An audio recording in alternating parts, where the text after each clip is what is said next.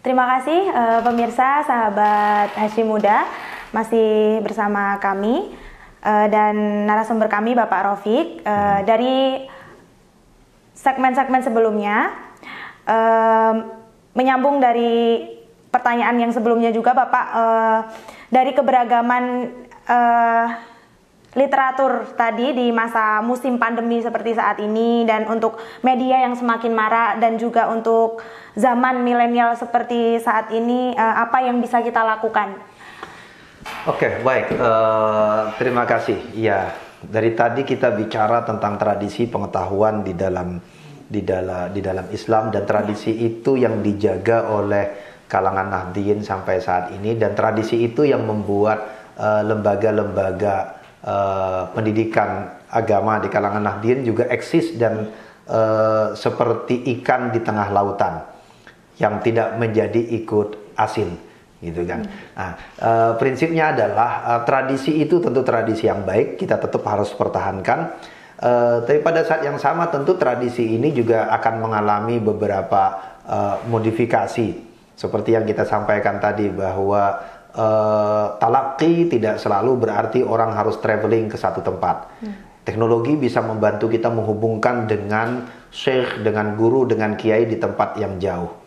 Sanad tidak serta-merta harus berupa sambungan pengetahuan yang disebutkan secara detail. Tetapi bagaimana kita bisa memastikan konfirmasi pengetahuan itu berasal dari sumber yang otoritatif, dari orang yang memang bisa dikonfirmasi dari berbagai aspek.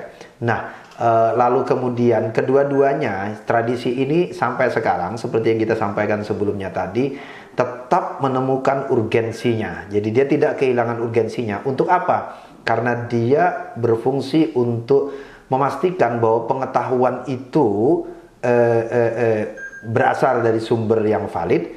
Tapi pada saat yang sama, pengetahuan itu juga menjadi jalan untuk mendapatkan kebajikan, bukan menjadi sumber konflik.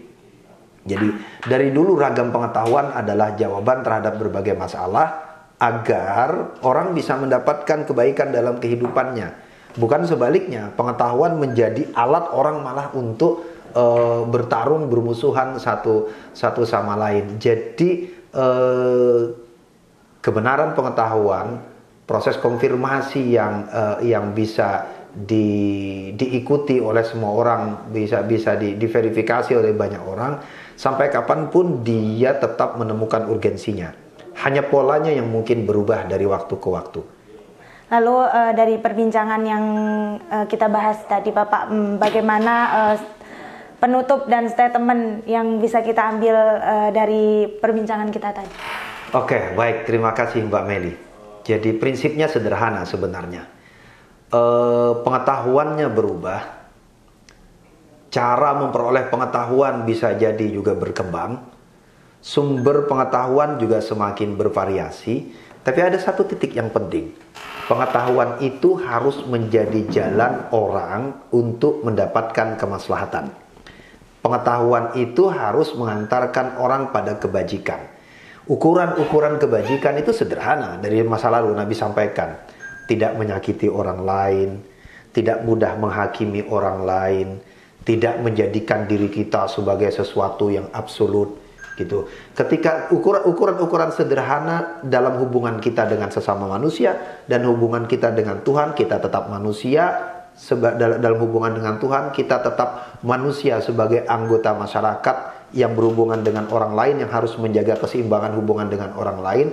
Selama pengetahuan itu bisa terjaga, maka itulah tujuan dari pengetahuan. Nah, dari semua perbincangan ini akhirnya kan kita bisa lihat, walaupun tadi kita mulai dari isu tentang literatur yang dibaca, tetapi kita bisa belajar tentang tradisi pengetahuan yang begitu kuat selama ini dalam Islam, yang dulu membuat Islam menjadi maju, yang itu menjaga masyarakat Muslim dari dulu sampai sekarang. Bagaimana orang mendapatkan pengetahuan, bagaimana orang menjaga pengetahuan, bagaimana orang mengkonfirmasi pengetahuan, dan puncaknya untuk apa pengetahuan itu ada dan digunakan demi kemaslahatan orang banyak. Gitu. Ya.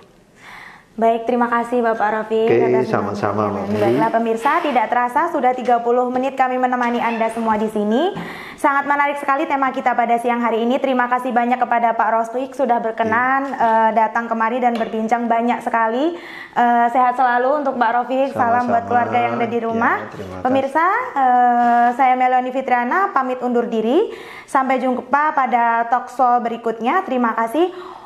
Salam Hashim Muda. Wassalamualaikum warahmatullahi wabarakatuh.